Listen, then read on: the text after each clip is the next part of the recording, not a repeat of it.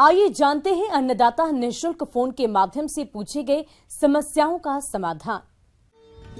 अन्नदाता निःशुल्क फोन संपर्क सेवा के माध्यम से पूछे गए प्रश्नों में से आज हमने जिस प्रश्न को कार्यक्रम में शामिल किया है उसे पूछा है ग्राम हरही, जिला रांची के कृषक भीम सिंह महतो ने। ये पशुओं में अड़ैया बुखार की रोकथाम के बारे में जानकारी चाहते हैं। तो भीम सिंह महतो जी, आपकी जानकारी के लिए प्रस्तुत है कार्यक्रम का ये अंश। ये अड़ैया बुखार को हम लोग 3 डे सिकनेस भी कहते हैं, यानी ये बुखार का पीरियड जो होता है वो 3 दिन तक रहता है। ये वायरस के चलते होता है, ये विषाणु के चलते होता है, जिसमें मक्खी और ये कंप्लीट फ्लाइंग बाइट्स जो रहता है, मक्खी और इंसेक्ट सबके काटने से ये ट्रांसमिट होता है ये वायरस। एफेमरल फीवर जो है खास करके क्लोवेन फुटेड जो हुफ वाला है, जिसमें खुर होता है 2 भाग में बटा हुआ, जैसे भेड़ हुआ, बकरी हुआ, गाय हुआ, बैल हुआ, भैंस हुआ, ये सब पशु में सबसे ज़्यादा ये बीमारी का प्रभाव देखा गया है। और खास करके जो उत्पादन देने योग्य पशु है, जैसे दुधारू पशु है, दुधारू पशु में यदि ये बीमारी होता है तो उसका उत्पादन क्षमता एकदम नगण्य हो जाता है। इससे पशुपालक भाइयों को काफ़ी क्षति का भी सामना करना पड़ता है। और सबसे ज़्यादा ये एफेमरल फीवर का समय अब आ चुका है, शरद ऋतु है। रोगों का प्रकोप जो पर ज्यादा होता है। इस मौसम में अक्सर नमी और अधिक रहता है और वातावरण में भी बदलाव होता रहता है, जिससे आमतौर पर इस मौसम में पशुओं में ज्यादा रोग फैलते हैं, जिनके लक्षणों को पहचान कर नियंत्रण करना होता है।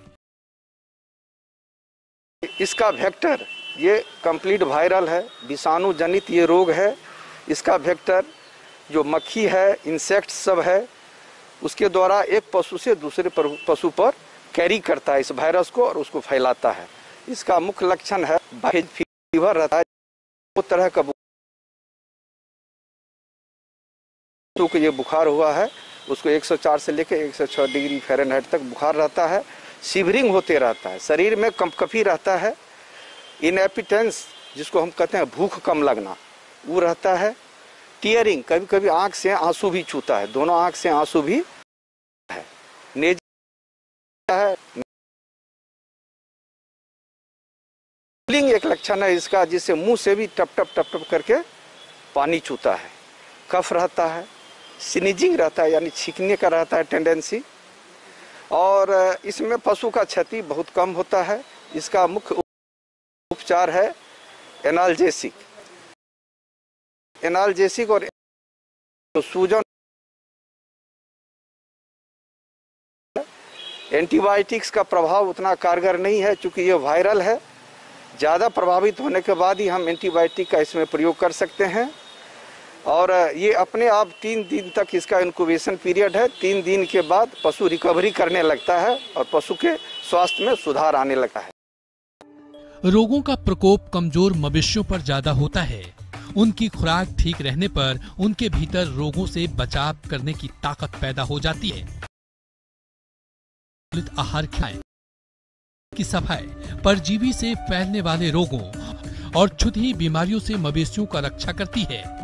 इसलिए बथान की नियमित सफाई और समय समय पर रोगाणुनाशक दवाएं, फिनाइल या दूसरी दवा के घोल से इसकी धुलाई जरूर करें।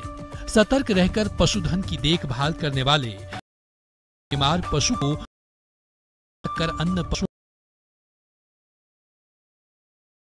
इसके लिए खास करके जो पशु का जो शेड है, जो पशु का खटाल है, जहाँ पशु बांधते हैं, वहाँ साफ सफाई रखें। मक्खी का प्रकोप न रहने दें। कीट पतंगों को साफ सुथरा करते रहें ताकि कीट पतंग नहीं आए। कीटनाशक दवा का प्रयोग, जिससे लोग धुआं का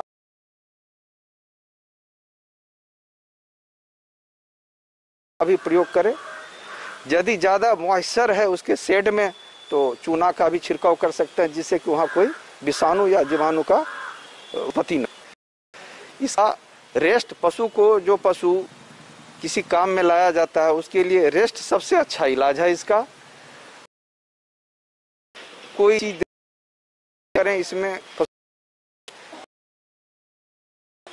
सूजन रहता है, छाला के भी चांस रहता है, जिससे मुंह में घायल हो जाने के बाद या पशु को दवा पिलाने के लिए जो प्रयोग होता है यंत्र जिसे काड़ी बोलते हैं, उसके द्वारा मुंह के छाला उखड़ जाने की भी ज़्यादा चांस रहेगा, जिससे कि पशु ज़्यादा दिन तक खाना नहीं खा पाएगी। यही इसका मुख्य